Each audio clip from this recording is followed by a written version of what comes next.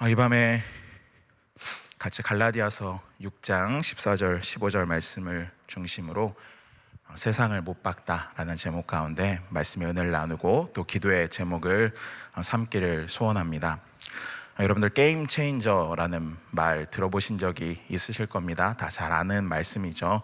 어떤 분야에서 기존의 어떤 질서라든지 또는 제품 같은 경우에는 기존의 제품 또 아니면 무기 같은 경우에는 기존의 무기 그것들을 완전히 초월해 버려서 완전 게임의 판도를 바꿔버리는 것, 그것을 이제 게임 체인저라고 말합니다. 그러한 무기, 또 그러한 제품, 또 그런 회사, 아니면 그런 사람들이 있을 수 있겠죠. 제가 예시를 들어볼까 했었는데 그러면은 또 뒷광고가 되기 때문에 예시를 드리지는 못하고 여러분들 생각하신 어떤 게임 체인저들이 있다, 그런 것들 충분히 생각하실 수 있으리라고 생각이 듭니다. 왜 게임 체인저 말씀을 드리는가? 오늘 본문의 말씀이 바로 그 게임 체인저에 대해서 말씀하고 있기 때문에 그렇습니다.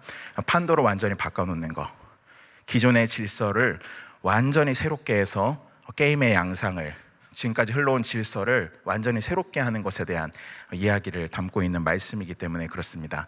그럼 그것이 무엇일까요? 무엇이 게임 체인저겠습니까? 우리가 그것을 생각해 보기 이전에, 그럼 이전에 그 게임 체인저가 오기 이전의 상태는 어떤 것이었는지, 서로 힘을 자랑하고 내가 질서의 중심이다 라고 말하고 있던 그런 것들이 무엇이었는지를 좀 생각해 볼 필요가 있습니다. 왜 그것을 잘 알아야 되는가? 그래야 게임 체인저가 정말 대단하구나 라는 것을 더 분명히 알 수 있기 때문이겠죠. 오늘 14절 말씀을 보니까 이렇게 시작합니다. 그러나 내게는 우리 주 예수 그리스도의 십자가 외에 결코 자랑할 것이 없으니 그리스도로 말미암아 세상이 나를 대하여 십자가에 못 박히고 내가 또한 세상을 대하여 그러하니라. 여기 딱 자랑할 것이 뭐밖에 없다고 바울이 말하고 있습니까? 우리 주 예수 그리스도의 십자가 외에 자랑할 것이 없다. 그러니까 이게 게임 체인저겠구나. 이미 답은 사실 나온 거나 마찬가지예요. 근데 다시 한번 말씀드리지만 그 앞에 뭐가 있었기에 예수 그리스도의 십자가가 게임 체인저가 될 수 있었는가? 그것을 아는 것이 중요합니다. 15절 말씀 제가 읽겠습니다. 할례나 무할례가 아무것도 아니로되 오직 새로 지으심을 받는 것만이 중요하니라. 기존의 질서가 무엇이었는가? 할례, 무할례였다라는 것이죠. 할례, 무할례. 할례는 무엇이고 무할례는 무엇입니까? 할례 우리 잘 아는 것처럼 율법에 기록된 대로 이스라엘 백성이라고 한다면은 난지 8일 만에 남자아이는 반드시 생식기 끝에 포피를 잘라서 표시를 하는 것, 그것이 할례이죠. 율법입니다. 그것은 율법의 영원한 언약입니다. 할례 받지 않으면 이스라엘 백성에서 쫓겨나게 되어 있습니다. 누군가 이스라엘 백성이 아닌데 내가 유대교를 정말 사랑해서, 내가 하나님의 율법을 정말 사랑해서 유대교인이 되고 싶다라고 한다면 뭘 해야 되는가? 할례를 받아야 됩니다. 할례를 받지 않으면 유대교인이 될 수 없고 그냥 경건한 사람 정도는 될 수 있어요. 그러나 결코 유대인과 같은 몫을 나눌 수 있는 그런 가족이 될 수는 없습니다. 그럼 무할례는 무엇이에요? 그 율법과 상관없이 살아가는 대다수의 이방인들의 상태를 얘기합니다. 그럼 할례와 무할례를 나누는 기준은 무엇입니까? 바로 율법이겠죠. 할례가 율법에 명령되어 있기 때문에 그렇습니다. 그럼 율법이 지금 사람을 나누고 있는 겁니다. 누구와 누구로요? 할례 받은 사람과 할례 받지 못한 사람, 이 두 가지로 나누고 있는 것이죠. 이게 뭐 그렇게 대단히 중요한가? 사실은 21세기 한국에서 살아가면서 신앙생활하고 있는 우리들한테는 별로 중요한 문제처럼 잘 와닿지가 않습니다. 제가 정말 아무리 이 본문을 어떻게 와닿게 할 수 있을까 생각해도 와닿기가 어렵더라고요. 왜냐하면은 우리에게는 그렇게 강력한 어떤 법이 없어요. 사람을 딱 갈라놓을 만한 강력한 법이 없고, 그것 때문에 너가 우월하고 또 너는 별로고 이걸 나눌 수 있는 마땅한 예가 없더라고요. 특별히 지금 1세기 갈라디아 지역에 있는 이 교회에서 율법이 명하는 할례만큼 아주 강한 명령, 그리고 그것 때문에 서로가 구분되는, 할례를 받은 사람과 그렇지 않은 사람으로 구분되는 이것이 정말 오늘날 우리가 이해할 수 있는 그런 강력한 규범이 마땅한 게 없어서 참 안타깝습니다. 그래서 우리가 이 말씀을 읽을 때 그냥 스치듯 넘어갈 수밖에 없어요. 그냥 뭐 할례 얘기하네, 무할례 얘기하네, 그냥 율법 얘기하네. 근데 그 정도가 아니라는 것이죠. 이 율법이라는 규범이 사람을 아주 강력하게 갈라놓을 수 있다는 겁니다. 특별히 율법을 믿고 이 율법에 따라 살아가는 유대인들에게는 더더욱 그렇습니다. 우리가 잘 아는 것처럼 예수님 유대인으로 나셨죠. 사도들 다 유대인입니다. 처음 교회가 시작된 것이 유대인으로부터 시작이 되었어요. 그러다가 이방인들이 복음을 듣고 그들에게 성령이 임하면서 이방의 교회가 세워지고 그 교회에 유대인과 이방인이 공존하게 되는 그런 일들이 아주 오랜 시간을 거쳐서 나타나게 된 것입니다. 그러니까 주인은 누구라고 말할 수 있어요? 누가 본토입니까? 누가 원조입니까? 유대인이죠. 그럼 유대인은 뭐를 따라 사는 사람들이라고요? 율법을 따라 살아가는 사람들입니다. 그 사람들에게는 할례를 받냐 안 받느냐 이건 애초에 질문이 되지 않는 내용입니다. 그냥 왜냐하면 태어나자마자 남자아이라면 자동으로 할례를 받기 때문에 그렇습니다. 내가 나중에 좀 커서 할례를 받을지 말지 결정하고 이런 게 아니에요. 그냥 태생적으로 할례를 받은 아이로 태어나는 것이고 그 사람은 유대인이 되는 것이고 또는 종교적으로 말하자면 유대교 신자가 되는 것이죠. 이렇게 딱 정해져 있는 규범이 있는데 거기에 새로운 사람들이 들어온다고 한번 생각을 해보십시오. 이방인들입니다. 이 사람들은 할례가 있겠습니까? 없겠습니까? 할례가 없어요. 태어나면서부터 할례를 받지 않았고 또 성인이 되어서도 당연히 할례를 받을 이유가 없는 사람들입니다. 그런데 그 사람들이 지금 예수를 믿고 성령을 받고 하나님의 백성이 되어 있습니다. 그럼 끊임없이 이들에게 요구되는 것이 무엇이었는가? 우리가 모든 것을 다 살펴볼 수는 없지만 갈라디아서에서 중요하게 다루는 것이 유대교의 율법이 계속해서 이들에게 요구되었던 것입니다. 할례뿐만 아니라 여러 가지 음식법이라든지 정결법이라든지 아니면 날과 달과 해와 절기를 지키는 문제라든지 이것들을 지켜야 너희가 제대로 된 그리스도인이고 하나님의 백성이 될 수 있다라는 그런 가르침이 끊임없이 밀려 들어온 거예요. 우리야 그거는 다 지나간 것이지 예수 믿으면 되는 거지 이렇게 말할 수 있지만 처음 그 일을 경험했던 사람들에게는 결코 가벼운 일이 아니었습니다. 처음 이방인이었다가 예수 믿고 구원받은 사람에게는 그거 무시하면서 넘길 수 있는 이야기가 아니었어요. 왜냐하면 신약 성경이 다 기록되어 있는 것도 아니었고요. 그들이 보는 성경은 구약 성경이지 않습니까? 거기 보면 할례 받는 이야기도 나오고 안식일 지키는 이야기도 나오고 또 여러 가지 음식법 지키는 이야기도 나오고 각종 율법에 대한 이야기들이 다 나온다는 거죠. 그것이 계속해서 압박으로 다가올 수밖에 없고 더 결정적으로는 유대로부터 온 어떤 예수 믿는 사람들이 와가지고 너희가 지금까지 배운 거는 잘못 배웠고 특별히 바울의 가르침은 뭔가 크게 잘못된 가르침이고 너희도 율법에 따라서 할례를 받아야 된다라고 했을 때 그들이 느끼는 압박감이라는 것은 정말 이루 말할 수 없는 것이었다라는 거죠.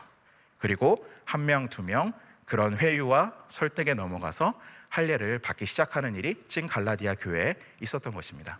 갈라디아서는 바울이 매우 급하게 쓴 편지입니다. 그리고 그래서 인사 이런 거 제대로 하지도 않아요. 그냥 막 써내려갑니다. 그리고 과격합니다. 사실 굉장히 무서운 말을 갈라디아서 안에 많이 담아놓고 있습니다. 왜 그랬을까요? 급한 마음이 때문에 그랬던 거죠. 지금 잘못하다가 이 갈라디아 이방인 신자들이 이 거짓 교사들로 생각할 수 있는 이 사람들의 가르침에 다 넘어가서 다 할례 받는 일이 일어날 가능성이 너무나 커져 있기 때문에 바울이 정말 어떻게 하지 못하고 빨리 편지를 써서 그 문제를 교정하는 것이 갈라디아서의 이야기입니다. 근데 그 갈라디아서의 결론부를 우리가 오늘 읽은 거예요. 근데 그 결론부가 어떻게 끝났습니까? 할례나 무할례가 아무것도 아니다. 이전의 질서는 할례와 무할례를 나누는 질서였습니다.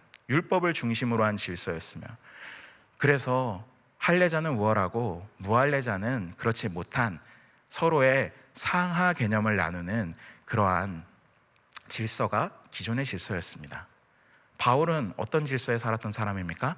바로 그 질서에 살았던 사람입니다. 바울 자신이 바로 그 유대인이고 유대인 중에서도 정말 동년배보다 훨씬 더 열심을 가지고 율법을 따르고 율법을 지켰던 그런 사람이라고 스스로를 소개하지 않습니까? 그 바울의 세계였어요. 그것이 바울의 세계가 아니고 바울의 사고 체계이고 바울이 갖고 있는 세상에 대한 인식이었습니다. 그런데 바울이 지금 어떤 얘기를 하고 있는가? 할례나 무할례나 아무것도 아니다 라고 말하고 있는 것입니다.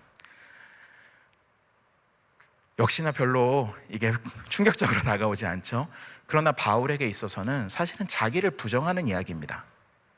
자기의 인생을 부정하는 이야기예요. 자기의 정체성을 완전히 부정하는 이야기예요. 여러분들 빌립보서를 보셔서 아시겠지만은 바울은 나름 프라이드가 있었습니다. 바리새인으로서 내가 정말로 할례를 가지고 있고 또 가말리엘의 그 문화에서 배우면서 율법에 대한 지식도 굉장히 뛰어날 뿐만 아니라 정말 열심히 율법의 의로는 흠이 없다라고 말할 정도로 정말 철저하게 율법을 근거한 신앙생활을 했던 사람이 바울입니다. 근데 지금 바울이 뭐라고 말하고 있다고요? 할례 그거 아무것도 아니다. 완전히 내 과거를 부정해버리는 거예요. 여러분들 이거는 정말로 충격적인 일입니다.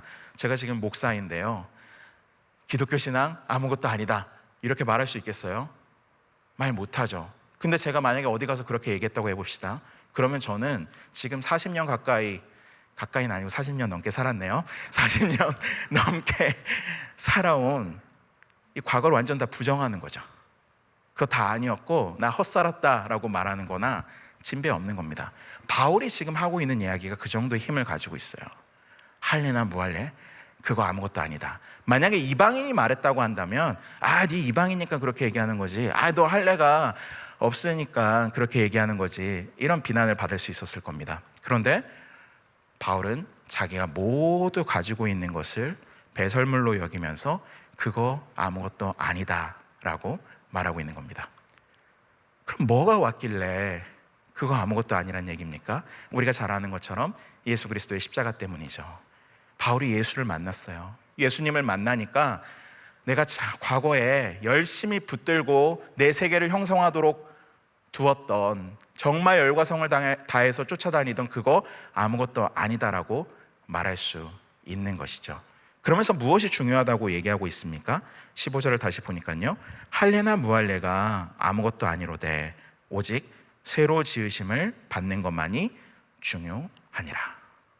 새로 지으심을 받는 것만이 중요하대요. 새로 지으심을 받는다라는 것을 좀 더 정확하게 번역하자면 새로운 창조입니다. 새로운 창조만이 중요하다. 이것도 무슨 아리송한 이야기를 바울이 하고 있는가? 바울이 생각했을 때 할례나 무할례는 옛 것입니다. 옛 질서예요. 옛 세상에서 통용되던 거예요. 나름의 의미가 있었어요. 그거 구약 백성들에게 할례 주어진 거 하나님 헛되이 주신 거 아닙니다. 그런데 지금 어떻다는 겁니까? 새로운 세상이 왔다는 겁니다. 새로운 창조가 왔다는 겁니다. 바울은 이미 그 새로운 세상으로 진입해 있는 거예요. 그런 새로운 세계로 들어와 있는 것입니다. 그런 새 창조에 들어와 있는 것이 중요하지, 옛 창조에 속한 할례를 받았네, 할례를 못 받았네, 그러한 구분은 더 이상 중요하지 않다라고 바울은 말하고 있는 것입니다. 그것을 바울이 다른 식으로 표현한 것이 14절입니다. 그러나 내게는 우리 주 예수 그리스도의 십자가 외에 결코 자랑할 것이 없으니 그리스도로 말미암아 세상이 나를 대하여 십자가에 못 박히고 내가 또한 세상을 대하여 그러하니라. 지금 바울이 십자가 이야기를 갈라디아서에서 여러 차례 하는데요, 맨 마지막으로 하고 있는 부분이 이 부분입니다. 그런데 아주 독특한 이야기를 하는 거죠.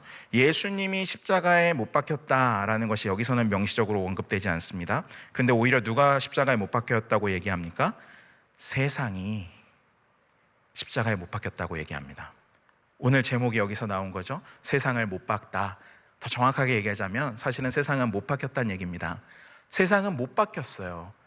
세상이 어떻게 못 박힙니까? 죽었다는 얘기죠. 십자가는 죽음을 얘기합니다. 우리가 십자가 장식도 하고 또 십자가 목걸이도 하고 십자가로 이모티콘도 보내고 우리한테는 좋은 이미지지만은 사실은 1세기 사람들에게 있어서는 최고의 극악스러운 처형 방식이 십자가였습니다. 처참하게 죽을 수밖에 없는 자리가 십자가의 자리예요. 그럼 세상이 십자가에 못 박혔다는 얘기는 무엇입니까? 완전히 죽었다는 얘기입니다. 세상이 완전히 사라져버렸다는 얘기입니다. 누구에 대해서요? 나에 대해서. 내가 형성하고 있던 세계, 내가 중요하게 생각했던 질서, 가치, 이 모든 것들이 십자가에 못 박혔다. 그것이 완전 산산조각 나버렸다. 완전히 죽어버렸다. 그런데 세상이 죽었을 뿐만 아니라 내가 또한 세상에 대하여 그러하다. 세상과 나는 더 이상 아무런 관계가 없다는 것입니다. 왜냐하면 양쪽 다 서로에 대해서 십자가에 못 박혔기 때문이죠. 바울이 지금 갈라디아에서 말하고 있는 십자가는 과거를 완전히 못 박아버리는 십자가입니다. 과거에 나를 지탱하던 긍정적인 것들, 그거 못 박아버리는 겁니다.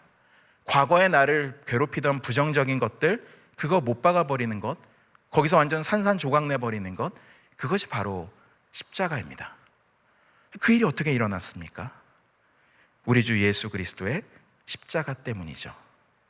우리 주 예수 그리스도님, 그분이 십자가를 지심으로 말미암아서 내가 세상에 대해서 십자가에 못 박히고 세상이 나에 대해서 십자가에 못 박혔다.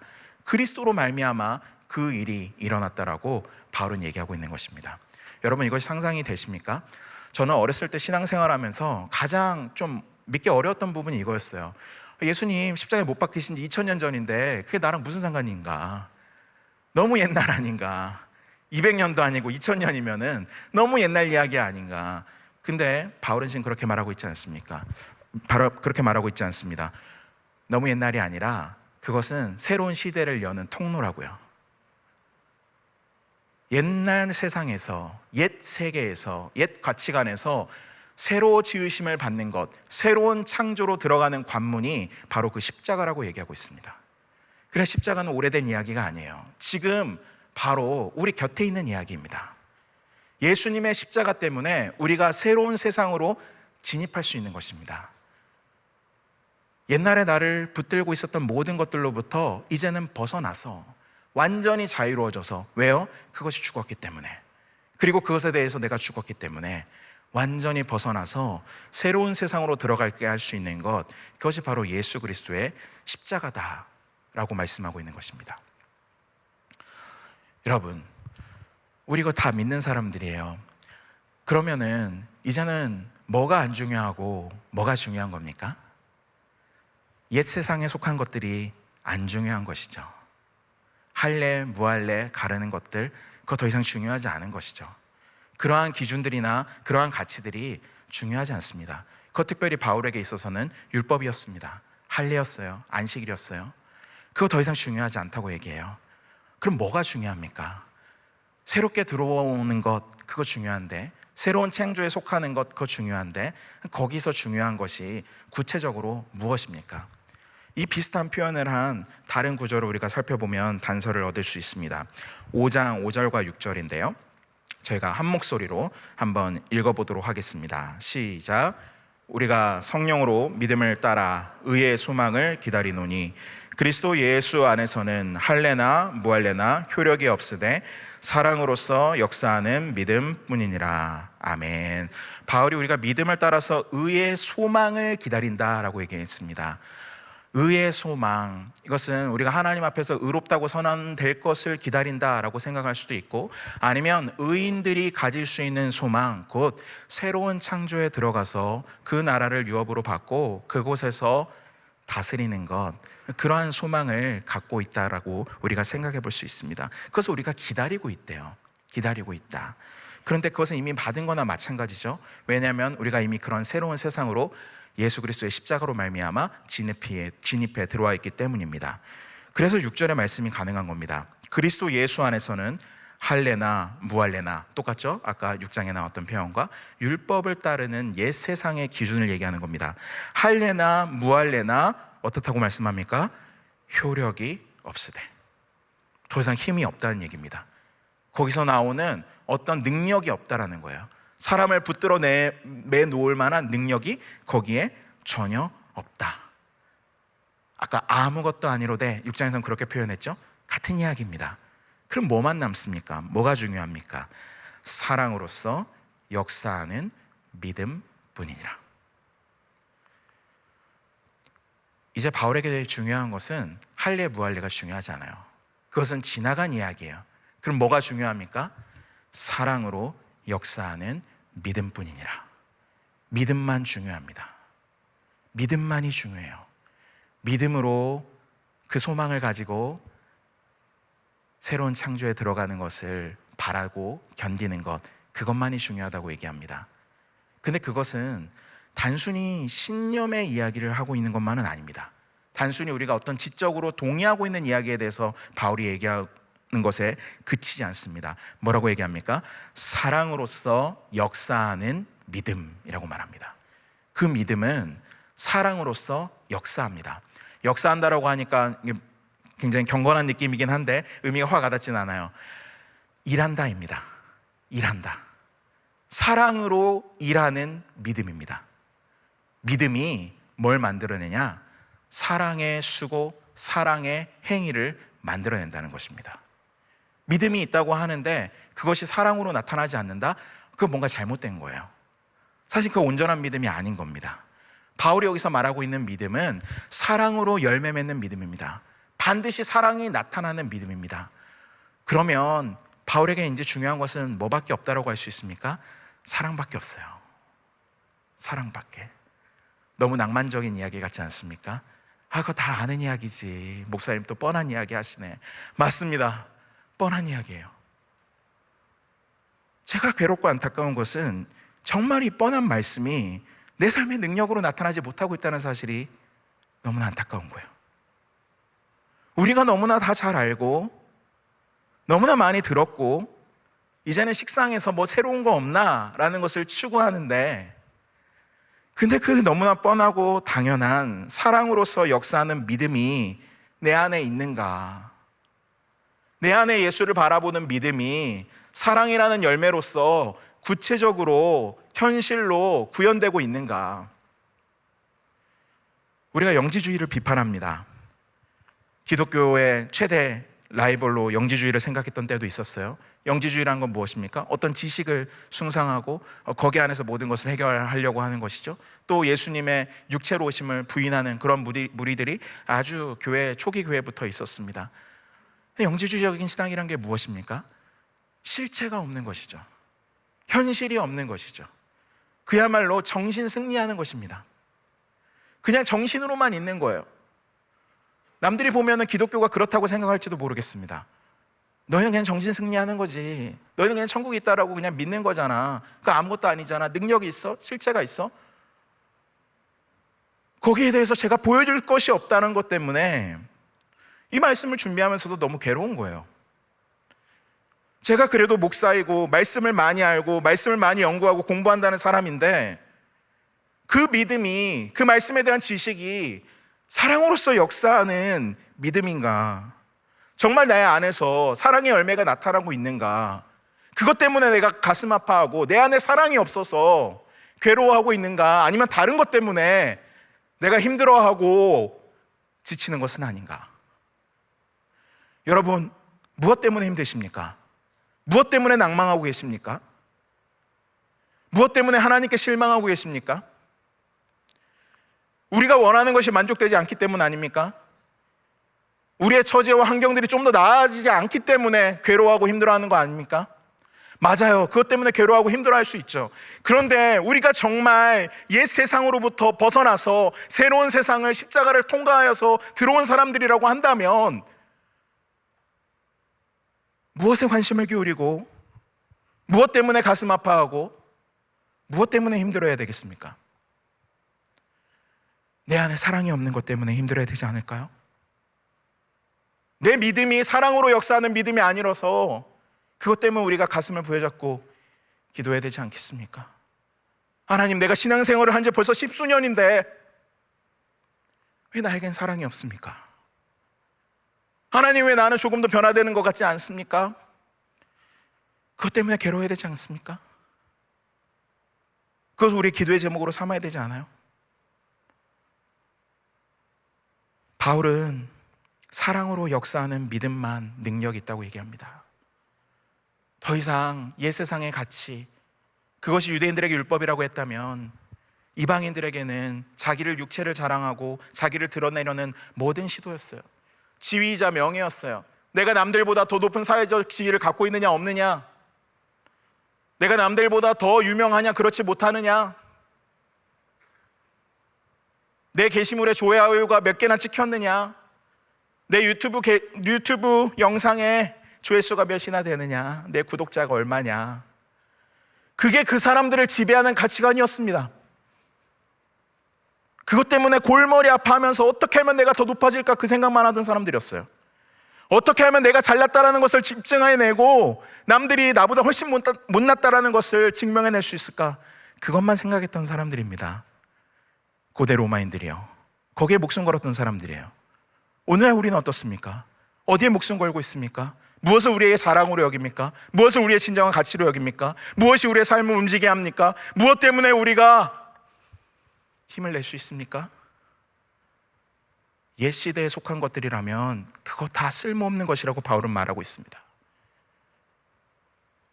사랑으로 역사하는 믿음만 능력이 있다, 그것만 가치가 있다, 바울은 말씀하고 있는 거예요. 그러면 그 사랑은 무엇이고 그 믿음은 무엇입니까? 우리가 마지막으로 갈라디아서 2장 20절 말씀, 너무나 잘 아는 말씀인데요, 이 말씀을 한 목소리로 읽도록 하겠습니다. 시작. 내가 그리스도와 함께 십자가에 못 박혔나니 그런즉 이제는 내가 사는 것이 아니요 오직 내 안에 그리스도께서 사시는 것이라. 이제 내가 육체 가운데 사는 것은 나를 사랑하사 나를 위하여 자기 자신을 버리신 하나님의 아들을 믿는 믿음 안에서 사는 것이라. 아멘. 너무나 잘 아는 말씀이에요. 여기서도 우리가 결론에 읽었던 십자가 이야기가 나옵니다. 그런데 그 십자가를 어떻게 설명하고 있는가? 그리스도가 못 박히신 십자가라고 말하고 있습니다. 그런데 그리스도만 못 박히신 것이 아니죠. 내가 그리스도와 함께 십자가에 못 박혔다라고 말씀하고 있습니다. 이것을 우리말처럼 이렇게 함께 못 박혔다 이렇게 표현할 수도 있는데, 바울은 이 말을 조합해서 만들었어요. 그래서 함께 못 박혔다라는 것을 하나의 동사로 표현했습니다.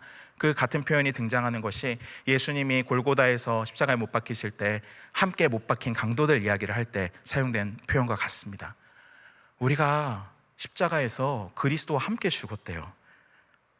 아까 말씀드린 것처럼 그리스도는 이전에 십자가에 못 박히셨는데, 바울은 예수님이 십자가에 못 박히신 거 사실은 보지도 못했는데 듣기만 하고, 근데 어떻게 함께 못 박혔다고 얘기합니까?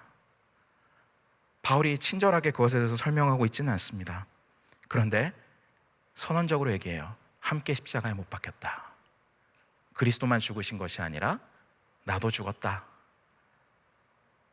그러면서 그런즉 이제 내가 사는 것 아니다 라고 말합니다. 난 죽었기 때문에요. 내 안에 그리스도께서 사시는 것이다. 그리스도가 죽으셨을 뿐만 아니라 부활하셨고 그 부활의 능력이 내 안에 있다라는 것입니다. 그러므로 이제 내가 육체 가운데 살아가는 것은 나를 사랑하사 나를 위하여 자기 자신을 버리신 하나님의 아들을 믿는 믿음 안에서 사는 것이다 말합니다. 우리가 앞선 두 구절에서 살펴봤던 모든 내용이 사실은 여기에 포함되어 있는 것이죠. 사랑이라는 말도 보게 되고 믿음이라는 말도 보게 됩니다. 사랑으로 역사하는 믿음이라고 했을 때 그 사랑은 어디로부터 비롯된 사랑입니까? 나를 사랑하사 나를 위하여 자기 자신을 내어주신 하나님의 아들의 사랑입니다. 하나님의 아들이 내가 뭐 그리 대단해서, 내가 뭐 그리 소중해서 자기 자신을 버리시기까지 사랑하셨을까요? 이해할 수 없는 사랑입니다. 도무지 알 수 없는 사랑입니다. 하나님 앞에 반역하고 무가치한 나를 위해서 왜 하나님의 아들은 자기를 내어주셨는가? 설명할 수 없는 사랑이죠. 근데 바울이 뭐라고 얘기하고 있습니까?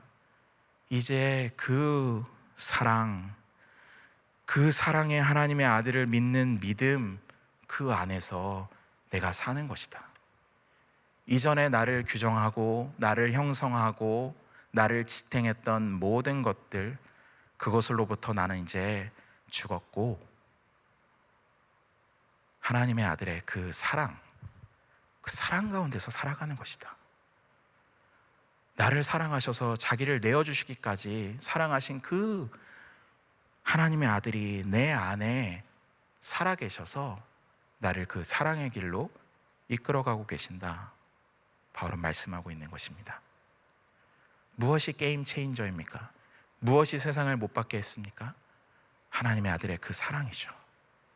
자기를 내어주신 희생적인 사랑, 대가 없고 조건 없는 그 사랑이 나를 살리시고 나를 새로운 세상으로 인도하셨다라는 것입니다. 우리가 지난주에 소동현 목사님 통해서 사도행전 말씀을 들었을 때 바울이 다메섹으로 가는 이야기를 처음에 잠깐 들었었어요. 그때 바울에 대해서 어떻게 사도행전을 묘사하고 있었습니까? 바울이 여전히 살기가 등등했다라고 얘기하고 있습니다. 바울은 아주 훌륭한 종교인이었고 열심히 있는 사람이었습니다. 그런데 그 사람이 뭘 가지고 있었다고요? 살기가 등등했습니다. 위협하는 말과 죽이겠다는 말이 그냥 계속 입에서 맴도는 그런 사람이었다는 것입니다. 이해가 안 되죠? 근데 지금 바울은 뭐라고 얘기합니까? 사랑이 나를 이끌어가고 있다. 사랑으로 역사하는 믿음만이 중요하다. 그것이 새로운 창조의 새로운 질서이다. 바울은 말씀하고 있습니다. 사랑하는 성도 여러분, 이번 여름 특세 또 여름 선교 주제가 세상을 향하여 손을 내밀라입니다. 아니, 세상을 향해 손을 내밀어야 되는데 세상을 못 박자 그러면 어떡하나? 그 세상 조금 다른 세상이라는 거 아시겠죠? 조금 다른 세상인데 그 세상을 향하여서 손을 내밀기 위해서 우리가 먼저 세상에 대해서 죽어야만 합니다. 왜요? 세상에 대해서 죽어야만 사랑할 수 있기 때문입니다. 세상에 대해서 옛 가치와 옛 질서에 대해서 죽어야만 조건 없이 사람을 사랑할 수 있기 때문에 그렇습니다. 그렇지 않으면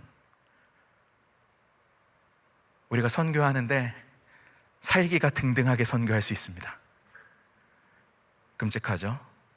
그러나 역사상 있었던 일입니다. 사랑하는 여러분, 바울은 하나님의 뜻을 행한다고 생각하면서 그 모든 일을 했습니다.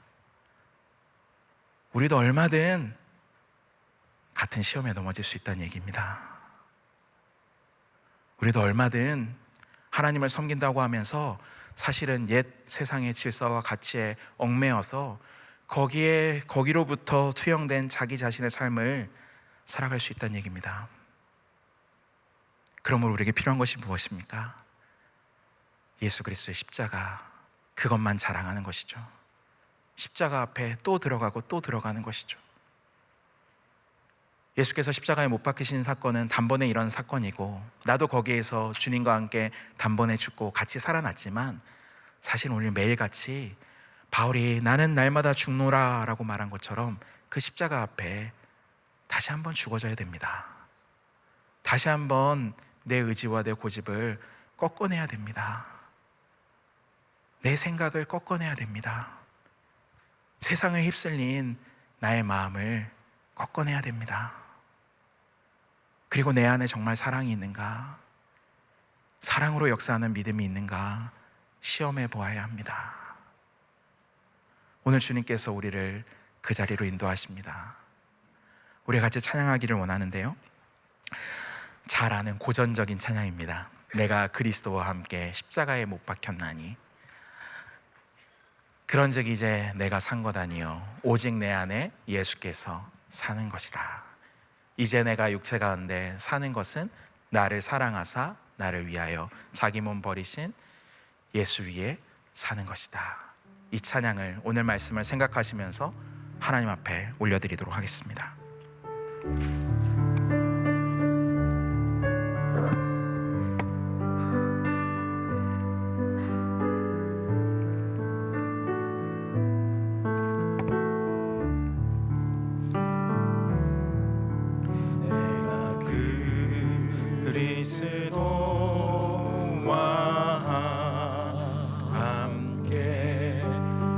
십자가에 못 박혔나니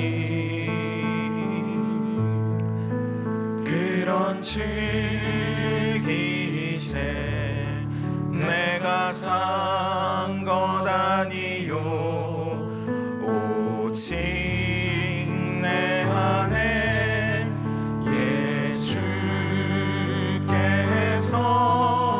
사신 것이라. 이제 내가 육체 가운데 사는 것은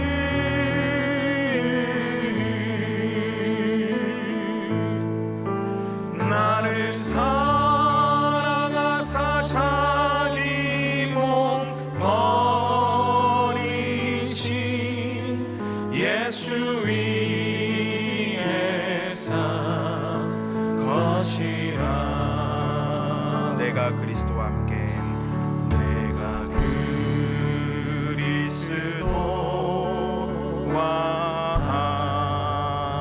함께 십자가에 못 박혔나니 그런즉 이젠 내가 산 것 아니요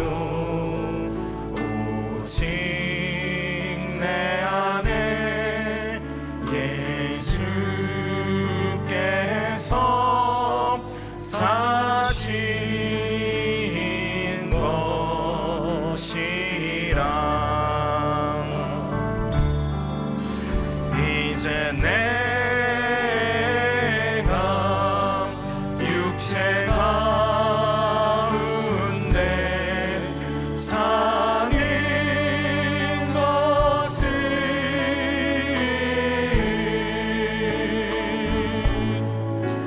나를 사랑하사 자기 몸 버리신 예수 위에 산 것이라. 마지막으로 처음부터 고백했습니다. 이제 내가 육체 가운데 사는 것은